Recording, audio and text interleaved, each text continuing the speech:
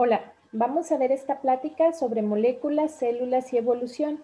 Es una plática muy general, pero es importante para ir integrando los demás conceptos que se van viendo en el diplomado y también para ir integrando los conceptos de biología molecular si nos interesan estos temas, que a todos nos deberían de interesar porque obviamente implica el estudio de nuestros propios organismos. Pero bueno, vamos a ver que la biología es una ciencia fundamental, pero es bastante diferente a las ciencias exactas, como la matemática o la física, y que al estudiar los organismos vivos, también está estudiando la evolución de estos. Y bueno, a través de la evolución, todos los organismos están relacionados en un árbol genealógico. Las clases básicas de moléculas biológicas se han conservado durante miles de millones de años. Y bueno, es importante recordar desde la definición del gen, que es el segmento de DNA que contiene toda la información para formar un producto funcional, el cual puede ser una proteína o un péptido o un RNA funcional. Es importante entender al gen, como ya hemos visto en las otras pláticas, como, como nuestras recetas, una receta para ya sea el color del cabello, el color de la piel, el color de los ojos, la forma del cabello, etcétera. Entonces, o bien para las moléculas que funcionan dentro de cada uno de nosotros. Entonces, es muy importante esta parte. Ahorita vamos a ver algunas imágenes sobre los diferentes tipos de células. De todas maneras, recordemos que hay una plática específica para los organelos y todos los procesos muy detallados como es la replicación del DNA y la transcripción y la traducción. Y bueno, es importante también mencionar en la parte de la evolución, bueno, que todos los organismos están formados por órganos. Bueno, los organismos multicelulares, en específico enfocándonos pues a los animales y al humano. Están formados por órganos, los órganos están formados por tejidos y los tejidos están formados por células y estas células están formadas por moléculas. Pero lo importante es ver el ensamblaje perfecto que tienen, porque de otra forma no darían lugar al organismo y a la funcionalidad que éste tiene. En estructura, muchas células pequeñas se ve la huella de la evolución, o sea, desde las moléculas podemos ver esta huella, por ejemplo, en los estereoisómeros derechos pues, de la glucosa o el estereoisómero izquierdo de los aminoácidos. Esto es muy importante porque las otras estructuras no se utilizan, es decir, en algún punto de la evolución se adaptaron a ese estereoisómero. Y bien, bueno, las moléculas que están conservadas a nivel universal, es decir, que a pesar de la evolución han permanecido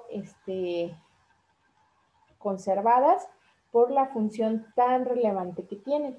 Y un ejemplo de esto sería la adenosina trifosfato, que es el ATP, que es como nuestra moneda energética, entonces es muy importante. De ahí que nos permite pues continuar viviendo y por lo tanto ese es el principio de por qué están conservadas en los organismos. Y bueno, hay que seguir hablando un poquito de esto, de cómo se van ensamblando, es decir, tenemos los monómeros, que son aquellas moléculas individuales, y luego cómo estas al irse uniendo como un collar de perlitas, forman los polímeros, que estas ya son macromoléculas, y las macromoléculas que se forman en las células, pues son los polisacáridos, que vienen siendo pues las azúcares, pues las proteínas y los ácidos nucleicos. Y de las proteínas, pues recordemos que están formadas por 20 aminoácidos y que estas a su vez van a tener diferentes estructuras. La estructura primaria, es decir, la unión de estos monómeros, de estos aminoácidos formando péptidos y posteriormente la proteína. Entonces, esto sería como un collar de perlas.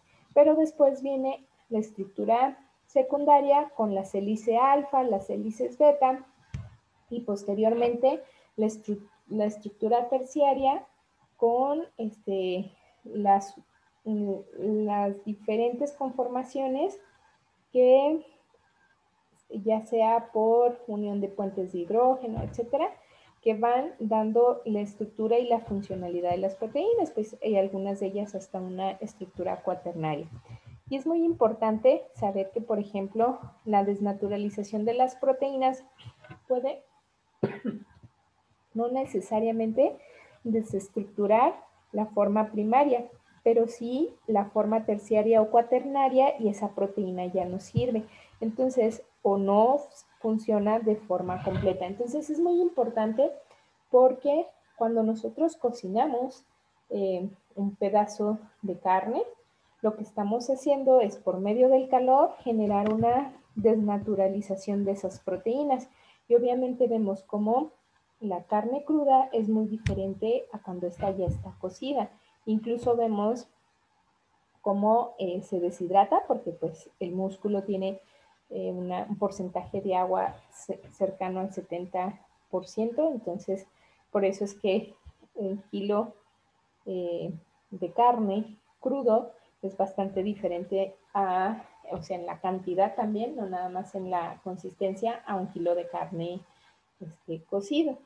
Entonces es importante ir entendiendo esto porque va a haber padecimientos en donde la proteína o la enzima, el producto funcional como tal, generalmente las enzimas son proteínas, pueden tener alguna mutación que le da mayor susceptibilidad a la temperatura y a temperaturas altas no funciona de forma ideal y entonces estos pacientes puedan tener problemas ante los cambios de temperatura. Esto es muy importante irlo como asimilando. Recordemos que es muchísima información, entonces poco a poco irla asimilando. Y bueno, la estructura del DNA, ahorita la vamos a ver, y los procesos de transcripción, traducción y la replicación del DNA. Y los factores de transcripción que van a ser estos complejos multiproteicos que se unen a secuencias específicas del DNA y activan o reprimen la transcripción.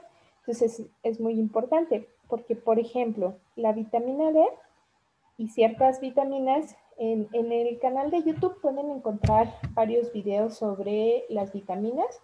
Hay uno que es vitamina B12 y ADN, etcétera. Entonces, eso les pueden aclarar un poco más las dudas. Y si se quedan con dudas, me pueden escribir y lo aclaramos. Pero bueno, la vitamina D, cuando llega a su receptor, va a desencadenar una serie de una cascada, pues, de moléculas que van a ser como segundos mensajeros, pero esta tiene un efecto de factor de transcripción. Entonces, por ejemplo, cuando falta la vitamina D o está deficiente, nos da problemas multisistémicos y nos da problemas muy severos. Entonces nos puede dar desde riesgo para diversos tipos de cáncer, nos puede dar riesgo para problemas autoinmunes, riesgo para enfermedades inmunológicas, nos puede dar fatiga, depresión, ansiedad, etc. Entonces, ¿por qué nos da tantos efectos? Bueno, porque actúa como factor de transcripción, es decir, su función es hacer que otros genes se estén expresando y al faltar o estar deficiente es como si tuviéramos mutaciones, ya sea leves o totales, en estos genes y no estuvieran funcionando. Y no, o sea, los genes están bien, pero el factor de transcripción, quien está encargado de ir a prenderlos y apagarlos, no está funcionando. Es por eso que tiene tanta importancia. Es por eso que yo les hablo muchísimo de las vitaminas, porque muchas de las veces pues se nos hace muy simple, pero de hecho la palabra vitaminas viene de que tienen un grupo amino, cuando lo descubrieron, pues, y que es vital. Es decir, si te falta esa molécula, aunque la requieras en cantidades pequeñas, no vivirías. Entonces ahí vemos que no es algo tan simple. Pensamos que es de un manejo común y que incluso cuando llega a manejarse en medicina, pues el médico general puede manejarlas. Pero resulta que no todos requerimos suplementar las vitaminas, eso es muy importante, porque generalmente nuestra alimentación puede cubrirlas, pero a veces tenemos condiciones con las que ya nacemos o condiciones adquiridas. Por ejemplo, el estrés es una de las causas de que falte la vitamina D y la vitamina B12, porque inflama el intestino, pero bueno, eso viene en los demás videos. Pero lo más importante de esto es que tenemos que saber cómo identificar si hay una deficiencia, cómo corregirla y saber que no todo va a estar deficiente. Y esto es muy importante porque nos puede llevar a problemas súper severos que sí requieran un manejo crónico. Por ejemplo, puede llevar a un cáncer o un hipotiroidismo, y entonces el problema es que una vez diagnosticado ya la enfermedad, por ejemplo, autoinmune, pues ya no puedes revertirlo. O sea, hay diagnósticos que hasta el momento no tienen cura. Si llega un paciente, por ejemplo, con prediabetes, puedes hacer todo para que no le dé diabetes. Pero si el paciente te llega con diabetes, puedes hacer todo para que no se esté complicando, que lleve un buen control, pero no puedes curarle la diabetes. Entonces, es por eso tan importante identificar que las vitaminas, al ser algunas de estas factores de transcripción y otras que regulan a nivel, a diferentes niveles, no solo a nivel de factor de transcripción o a nivel epigenético, sino a nivel biológico ciertas funciones. Es muy importante que sean manejadas por los especialistas y que cada vez nos hagamos más expertos en esta parte, porque realmente es, es como un coadyuvante en la valoración integral. O sea, no es como un hobby o algo extra. Es realmente un punto esencial para poder ayudar a los pacientes. Claro, no es la única problema como tal, pero actualmente tenemos muchos pacientes que son adictos a las benzodiazepinas y estas como efectos secundarios dan deterioro cognitivo. Entonces, y pues es más fácil que el paciente desarrolle demencia y tenga otros problemas. Entonces, muchas de las veces parte de la ansiedad de ese paciente radica en niveles muy bajos de la vitamina D, pero va más allá, o sea, porque si sus niveles son muy bajos, no solo es controlarle la ansiedad, sino saber que tiene riesgo para desarrollar, por ejemplo, una artritis psoriásica, que tiene riesgo para desarrollar una enfermedad celíaca, que le puede llevar a alterar la marcha, etcétera. Entonces, por eso es muy importante evaluar a cada paciente. Luego, cometemos el error de copiar la receta que dan o copiarle al médico lo que está indicando. Si copiamos a otro colega lo que está indicando, es porque nosotros sabemos realmente o estudiamos a profundidad lo que otro colega nos enseñó, y esa es la manera adecuada. Pero resulta que luego las indicamos sin el conocimiento suficiente porque parece muy simple. El médico que la receta pues puede tardar unos 15, 20 minutos en indicar esa parte de las vitaminas, pero le ha llevado más de 15 años el saber por qué las da, a quién se las da y cuánto tiempo y qué espera ver de evolución. Entonces, esto no es una receta de cocina y tampoco en medicina podemos ir copiando las cosas como si fueran recetas de cocina. Si en la población en general está súper mal hacer eso, entre médicos está peor. Lo que uno debe de hacer es aprender, educarse. Por ejemplo, hay unas vitaminas muy efectivas para ciertas condiciones que se llaman tocotrienoles y se ve muy sencillo.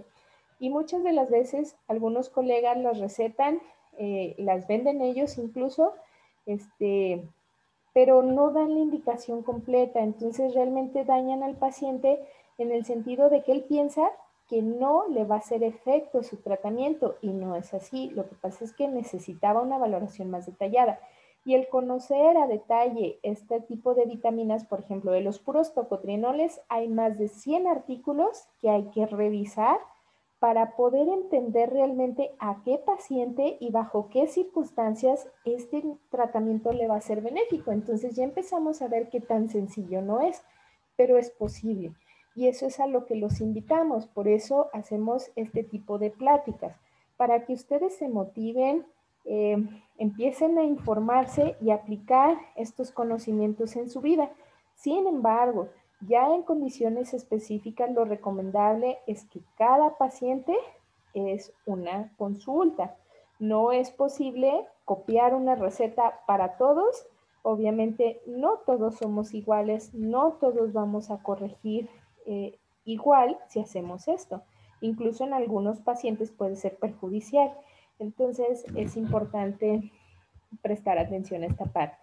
Bueno, miren, la estructura del DNA pues es una doble hélice, sus cadenas son antiparalelas por el sentido que llevan, tiene los 4 nucleótidos, que son las bases que se distinguen pues, por sus bases nitrogenadas, que es adenina, guanina, timina y citosina.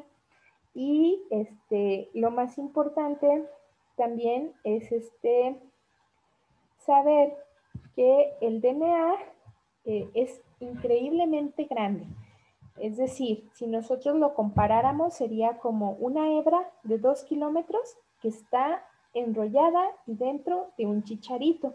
Entonces, y esta hebra lleva de 23,000 a 26,000 genes, si consideramos la definición anterior de gen, y actualmente pues se está viendo que si consideramos a los que creíamos pseudogenes dentro de esta definición de gen, pues entonces tendríamos alrededor de 60,000 o más genes. Entonces, esto está realmente cada vez está avanzando más el conocimiento al respecto y pues las definiciones van cambiando, pero hay conceptos esenciales que nos permiten ir aplicando esta información. Y miren, aquí lo más importante, vamos a irlo viendo. Les digo que es de una forma muy rápida para que no se les complique, pero lo vayan integrando. Entonces, el dogma de la biología molecular, pues porque mucho tiempo se pensaba que a partir del DNA se daba el RNA y del RNA se daba la proteína y solo era en esa dirección.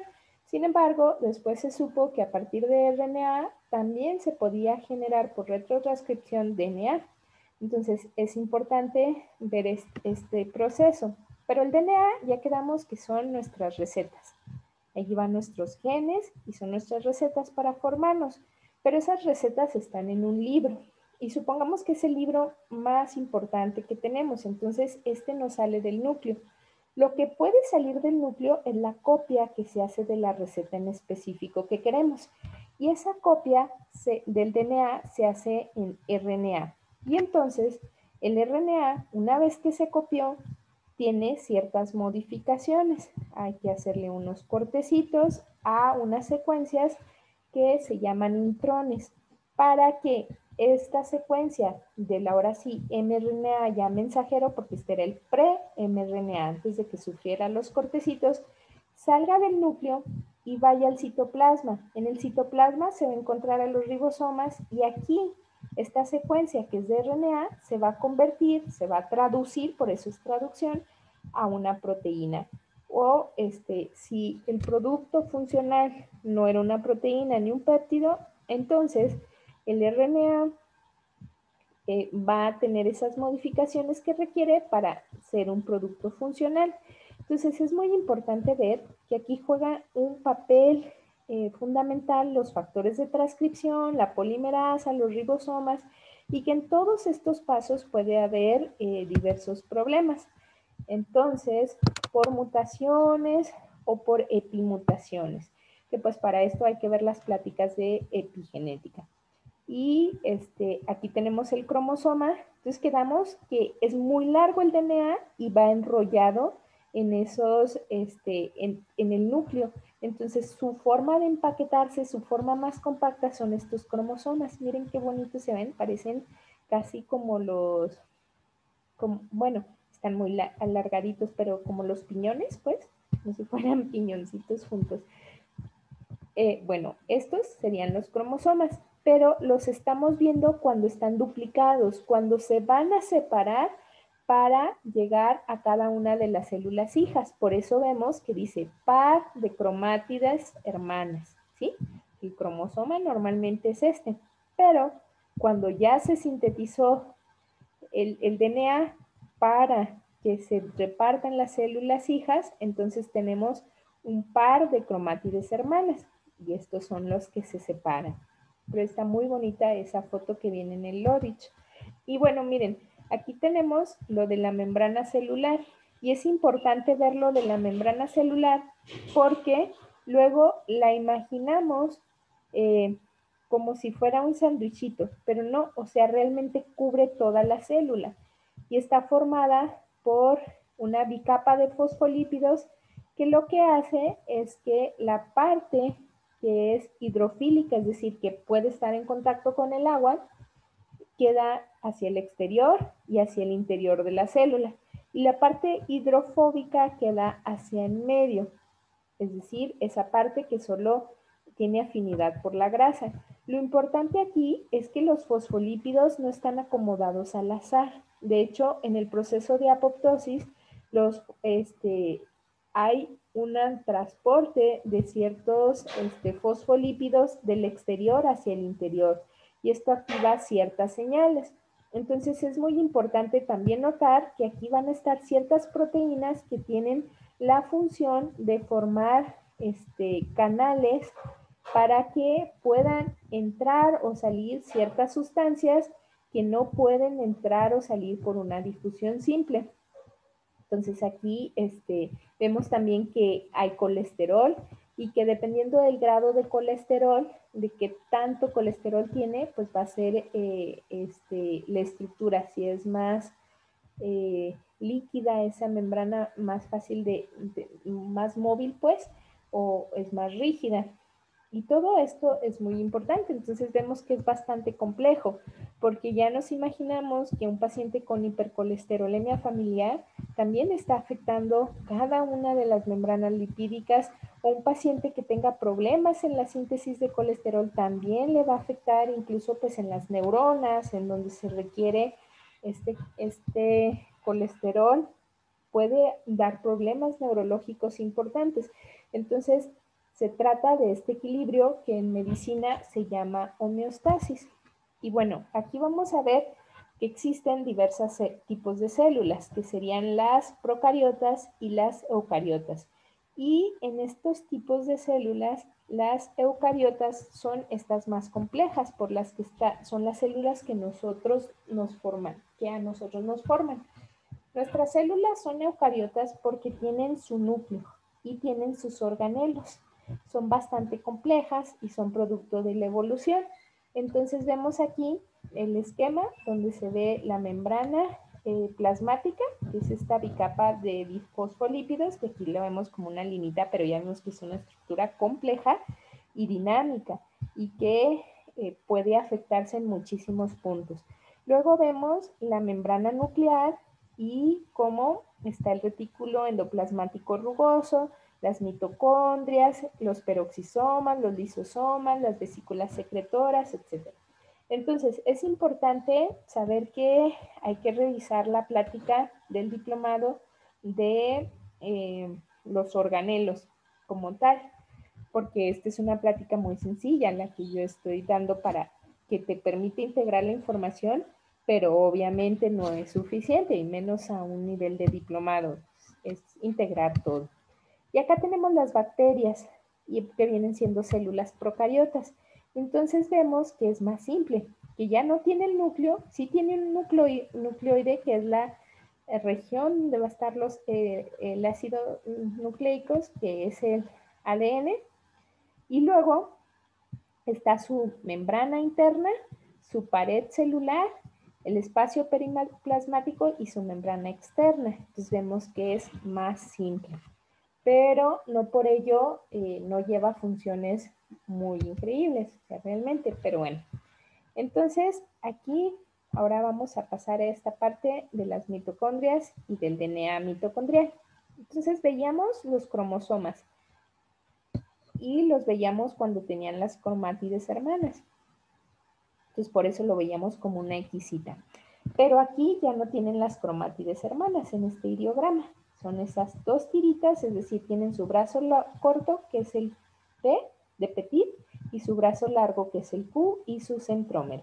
Entonces, tienen estas bandas porque el ideograma es para poder identificar cuando tiñes el cromosoma, de qué cromosoma se trata, cuáles son las regiones que son más ricas en timina y adenina o en citosina y guanina. Las que son ricas en genes son más ricas en citosina y guanina porque recordemos que hay una parte que es el promotor en el gen y ese promotor generalmente tiene islas CPG de citosina, guanina. Entonces, por eso es las regiones que vemos aquí en blanquito, estas banditas serían las que son más ricas en genes, por esto. Bueno, entonces, pero esos cromosomas que vimos, esos solo van a estar en el núcleo. Y es muy importante saber que corresponden a 3.200 millones de pares de bases. Es una cantidad increíble de letritas, es ese código que va a permitir la cantidad de genes que tenemos y la complejidad que tenemos.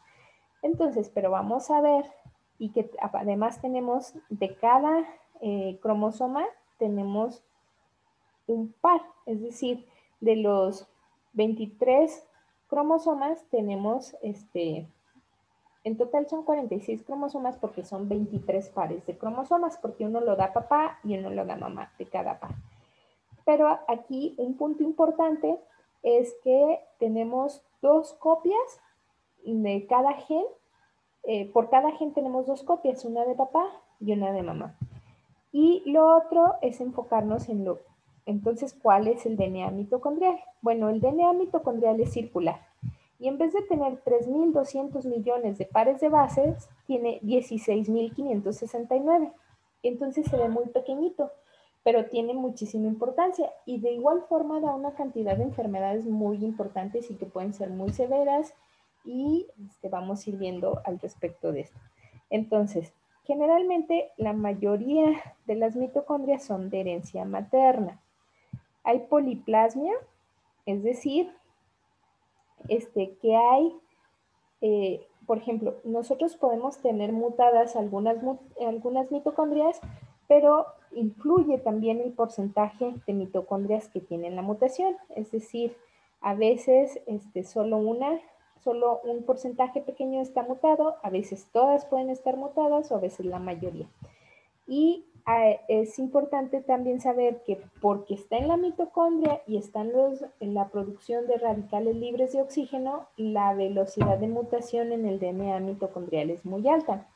Bueno, entonces, en el DNA mitocondrial se codifican 37 genes en ese DNA mitocondrial. A diferencia de acá que tenemos de 23.000 a 26.000 genes, acá solo son 37 genes. 22 para RNA de transferencia, 13 para RNA mensajero y 2 para RNA ribosomal. Es importante saber que algunas enfermedades, muchas enfermedades mitocondriales, el problema no está en una mutación en el DNA mitocondrial, sino en un gen que está en el núcleo, en el DNA nuclear, y que la proteína que produce va y actúa a nivel de la mitocondria. Entonces, por eso es una enfermedad mitocondrial, a pesar de que tenga una herencia de ADN nuclear, una herencia mendeliana. Entonces, vamos a ver aquí, las funciones de la mitocondria son muchas.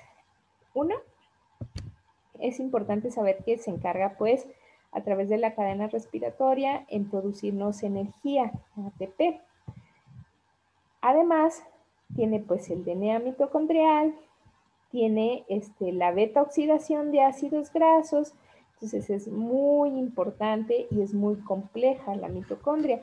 Y dependiendo de la célula, por ejemplo, los óvulos pues tienen más de 1000 mitocondrias, el músculo es muy rico en mitocondrias porque requiere mucha energía. Entonces es muy importante considerar esto.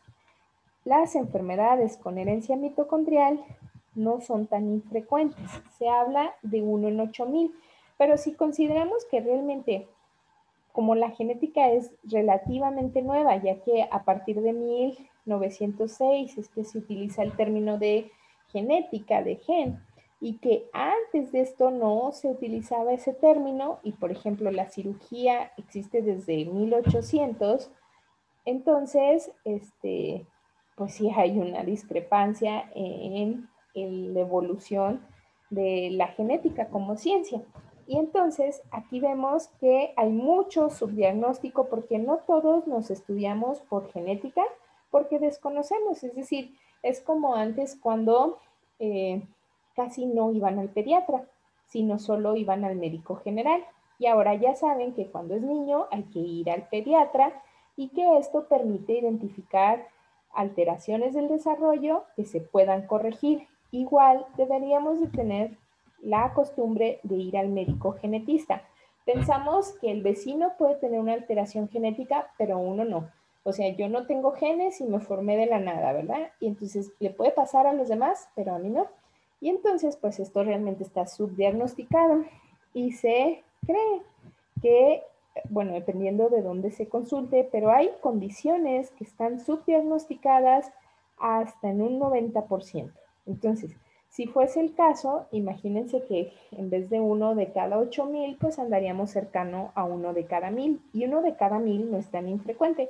Si consideran que los pacientes con síndrome de Down es 1 de cada 700 pacientes, pero lo más importante es que realmente estas condiciones son frecuentes y que es un espectro. Entonces puede haber manifestaciones muy leves que pasan desapercibidas y manifestaciones complejas. Y bueno, que existen los 5 complejos de la cadena respiratoria, que puede haber homoplasmia, es decir, que todas las mitocondrias estén alteradas o todas estén sanas. Generalmente nos referimos así cuando hay mutaciones. Y heteroplasmia, es decir, que un porcentaje estén alteradas, miren aquí, y otro porcentaje, aquí están las mitocondrias alteradas y otro porcentaje están sanas, ¿sí? Y aquí pues todas están alteradas, aquí la mayoría están alteradas, entonces eso es importante considerar. Y bueno, ahora vamos a pasar así de forma muy somera a hablar del ciclo celular.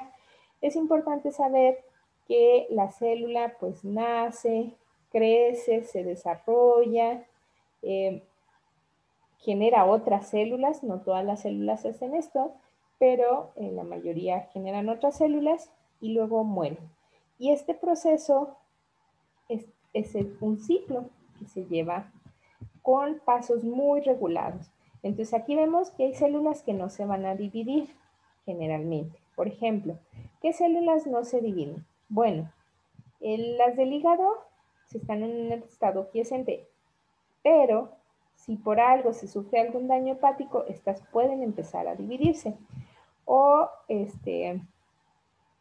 siempre se había dicho que pues las neuronas, pero es la neurona ya diferenciada, pero sí hay células madre en el cerebro que están en 3 regiones, que para esto pueden revisar el video de neurogénesis, que también anda ahí en el YouTube, y les puede ser muy útil para entender las regiones y cómo es todo este proceso. Pero bueno, entonces aquí vemos las diferentes etapas, la de G1, la de G0, que es cuando están en reposo. En G1 pues va a haber la síntesis de las proteínas y del RNA, y luego la fase de S, que es la síntesis en donde es la fase donde se sintetiza el DNA, se replica. Replicar el DNA es hacer otra copia idéntica, pero de todo el DNA. Entonces, aquí es donde se forman las cromátides hermanas que veíamos en los cromosomas. Y luego de la fase de síntesis entra esta fase G2, donde igual continúa con la síntesis de proteínas, y luego entra la mitosis, donde se va a dividir y va a dar lugar a dos células hijas, pero ahora sí con un material genético idéntico. ¿Por qué? Porque acá se sintetizó. Este proceso celular, cuando se ve alterado, cualquiera de las señales más importantes de regulación puede llevar a cáncer o puede llevar a otros tipos de alteraciones severas. Entonces, por eso es muy importante el control específico. Y aquí van a entrar en juego muchos de las proteínas que se encargan de vigilar que el DNA esté adecuado y si no de repararlo, que haya los recursos esenciales en el entorno para que realmente esta célula se divida. Y bueno, cuando estas fallan, pues puede haber muchas alteraciones. Les recomiendo que vean la parte de muerte celular programada y los videos donde comparamos los tipos de muerte celular un poco con los tipos de muerte de los individuos. Es una analogía para ayudar a comprender este tipo de situación y los nuevos descubrimientos que hay de epigenética, de neuroepigenética en el suicidio. Entonces, yo creo que es importante porque aunque es sencillo el ejemplo, nos permite ir como tomando más conciencia sobre ello y aplicando los conceptos. Y bueno, las adhesiones celulares es importante saber que se requiere cierta comunicación y entre las células y a nivel intracelular es importante la comunicación y con otras células intercelular también. Y además debe de haber esta unión hacia la matriz extracelular y hay que recordar que, por ejemplo, bueno, hay una cantidad importante de condiciones en donde las personas se ven muy normales, pero tienen alteraciones en el tejido conectivo. Y el tejido conectivo pues va a ser el tejido más abundante del cuerpo, entonces lo vamos a encontrar en la piel, en los ojos, en los vasos sanguíneos, en los dientes. También pueden revisar los videos referente a esto, o bien si son genetistas y se inscribieron al Congreso Nacional de Genética, pues la plática y el trabajo que presentamos al respecto de esto, porque estos pacientes con alteración en el tejido conectivo van a presentar predisposición, ansiedad, depresión, fatiga y dolor, y hay una fisiopatología muy interesante donde también intervienen las vitaminas como factores de transcripción y dan una serie de manifestaciones que uno no esperaría que tuvieran una conexión y la tienen. Entonces, pero ese sí está como más detallado explicarlo, entonces yo les recomiendo que a detalle vean el video, hasta hicimos un video muy animadito, etcétera, y ya con las dudas que tengan, ya lo podemos ir contestando. Y bueno, ya para terminar, vemos esta parte de los virus. Entonces hablamos sobre las células que nos forman a nosotros, las células que forman a las bacterias, que son células las que forman a las bacterias procariotas, y las células que nos forman eucariotas. Pero bueno, vamos a ver qué son los virus. Son como parásitos celulares. ¿Por qué? Bueno, estos son muy pequeñitos, miden nanómetros, como 100 nanómetros en promedio, pero pues hay diferentes tamaños. Y también estos no pueden crecer o reproducirse por sus propios medios. Entonces, por eso es que son como parásitos celulares. Se encargan de infectar a las células y tomar el control de la maquinaria para poder sintetizar sus proteínas. Es importante también saber que los virus tienen ácidos nucleicos, pero o tienen ADN o tienen ARN, no tienen ambos. Entonces, los virus que tienen ARN llegan a la célula y hacen un proceso de retrotranscripción para que a partir del ARN se forme el DNA y se pueda insertar en el material genético de los humanos, en este caso, o de los animales, y este empiece a producir las proteínas, a codificar las proteínas del virus. Y bueno, actualmente yo creo que todo el mundo está un poco más enterado de lo del virus por lo de lo lamentable de la pandemia. Pero, bueno, espero les haya servido y cualquier duda, pues seguimos en contacto y es importante ir viendo los videos y repasarlos porque a veces algunos conceptos, pues si ya somos genetistas, algunos conceptos ya son muy obvios, pero otros no. Y siempre que un colega trabaja en alguna presentación o expone algunos temas, pues hay alguno que otro tip que aunque ya estemos formados como genetistas, nos es muy útil. Y si somos pacientes o personas que nos interese esta información, aunque no tengamos una formación médica, pues creo que les puede ayudar a aterrizarla. Y para los demás colegas, les reitero que es muy importante irse capacitando a detalle, no solo superficial, sobre las vitaminas y su efecto como factor de transcripción y demás efectos, porque muchos de los pacientes son vistos por fatiga o por ansiedad y el problema radica parte en ello. Entonces sí es importante aprender a hacer una valoración integral y a tratar de aplicar todo conocimiento que esté disponible pues, para mejorar la vida y la calidad de vida de los pacientes. Muchas gracias.